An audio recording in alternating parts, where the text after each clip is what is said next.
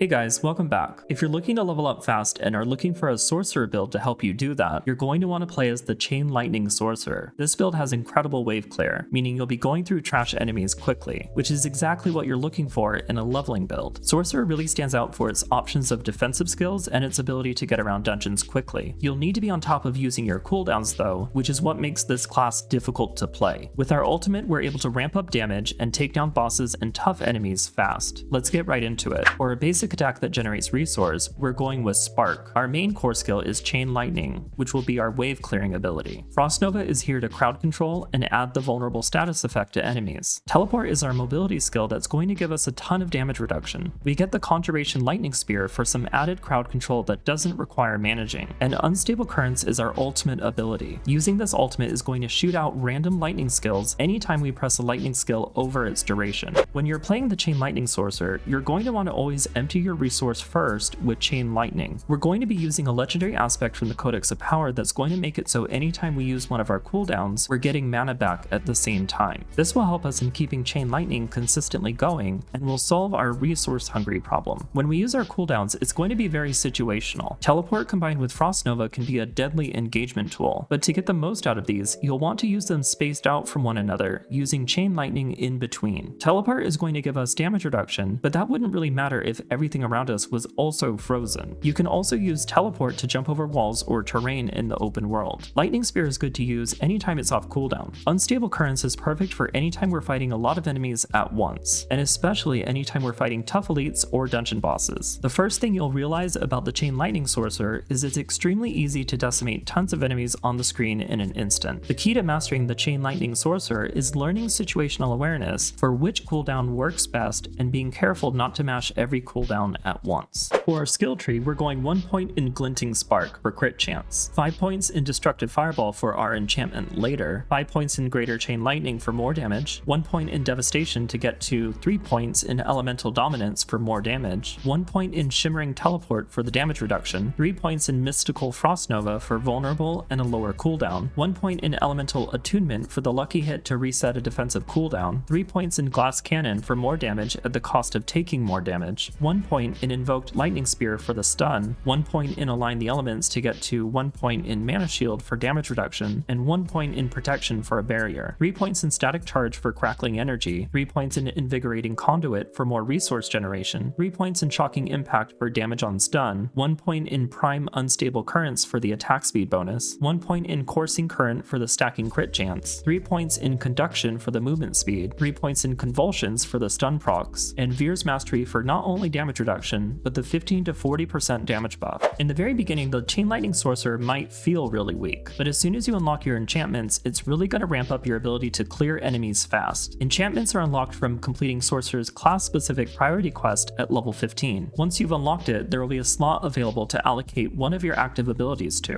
One of the best early enchantments for Sorcerer is Fireball. This will make every enemy explode on death, regardless of which ability you use to defeat them. At level 30, we'll unlock the second enchantment slot, and we'll allocate Chain Lightning to this new slot. This will make it so every time we spend 100 mana, it'll use another Chain Lightning for free. Using 100 mana is going to make a lot more sense after we've gone over legendary aspects. I have two favorite legendary aspects for the Chain Lightning Sorcerer that's going to use both of our ring slots. The Prodigy's aspect is going to give us 15 mana every time we use one of our cooldowns. You can get this aspect from completing the Dungeon Witchwater in Hawazar. Recharging aspect is our second resource aspect and is going to give us mana back for every time Chain Lightning bounces between enemies. You can get this aspect from Zenith in Fractured Peaks. Aspect of Control is going to take advantage of our ability to stun and freeze enemies and will give us 25% multiplicative damage bonus. Get this aspect from completing the Sunken Library in Kyrgyzstan. And the Storm Swell aspect gives us a 21% multiplicative damage bonus while we have a barrier. This will be easy to achieve because our barrier passive is going to give us a 3-second barrier every time we use a cooldown. You can get this aspect from Onyx Hold in Dry Steps, but first you'll need to complete the Onyx Watchtower Stronghold to gain access to it. There's one legendary aspect you'll need to keep an eye out for because they're not available in the Codex of Power. Aspect of the Unbroken Tether has a chance to increase the amount of bounces of Chain Lightning, adding even more damage to our main skill. Let's go over some of my favorite vampiric powers to use on the Chain Lightning Sorcerer. Undying is going to help us stay alive, and since we constantly spam our abilities in core skill, Undying is going to give us back at least 1.5% of our max health health every time we do this. This vampiric power works even into the late game and will only get stronger as we get closer to the end game. Prey on the Weak is pretty decent by itself. Later, we're going to be able to pair this with something like Metamorphosis and Accursed Touch, but during the leveling process, it'll give us a solid 8%